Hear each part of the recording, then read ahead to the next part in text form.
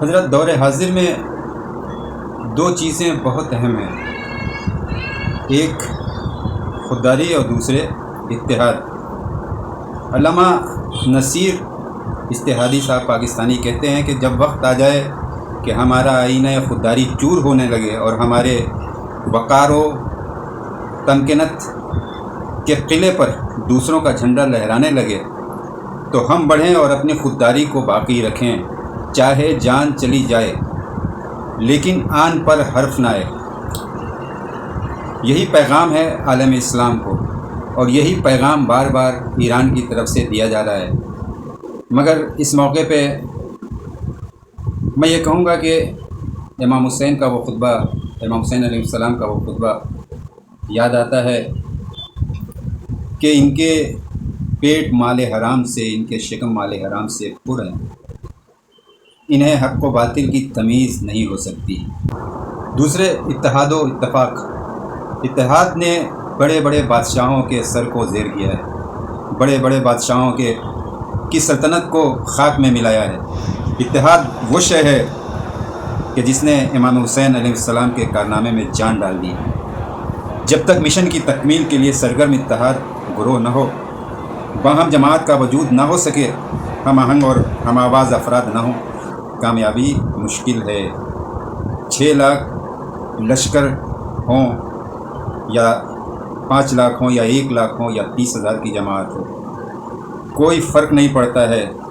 72 ہی ہوں لیکن اتحاد ہو، اتفاق کی ایسی برق دلوں میں روشن ہو کہ جس سے خودی کا احساس ختم ہو جائے، سب بے خودی اتحاد میں مست ہوں، ہر فرد کی رفتار و حرکت ایک دوسرے سے وابستہ پیوستہ نظر آئے، نفاق کی درار تک نہ ہو، پھر جماعت آگے بڑھے گی اور مقصد تک ضرور پہنچے گی۔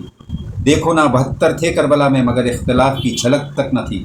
بچے سے بوڑھوں تک، مردوں سے عورتوں تک سب ایک دوسرے سے متحد تھے۔ معلوم ہوتا تھا کہ ہر شخص نگینہ ہے خاتم عمل کا، عمارت مقصد کی۔ کامیابی ان کے ساتھ رہی اور 72 نے لاکھوں کو زیر کر دیا۔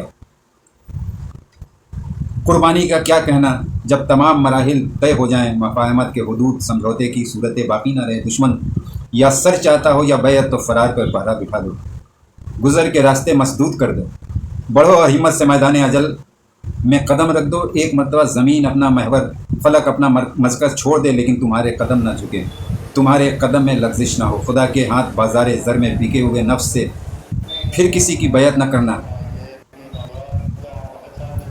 سر سے گزر جانا، تن من دھن سب قربان کر دینا، مگر ضمیر فروشی و مقصد تلفی کے چھینٹوں کی ضرورت ہو تو ہمت و استقلال سے قربان گاہ پر اپنا سر جھکا دو، یہاں تک کہ قربانی کا ہر قطرہ آب حیات اور چشمہ روان بن جائے۔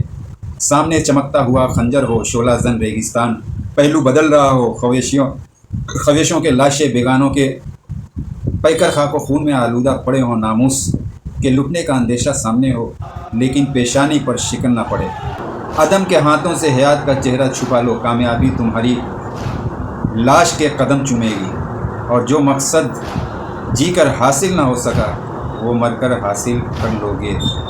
تو اتحاد میں کتنی طاقت ہے، اور یہ نمونہ پیش بھی کیا ہے، ہمارے سامنے ہے کربلا والوں نے،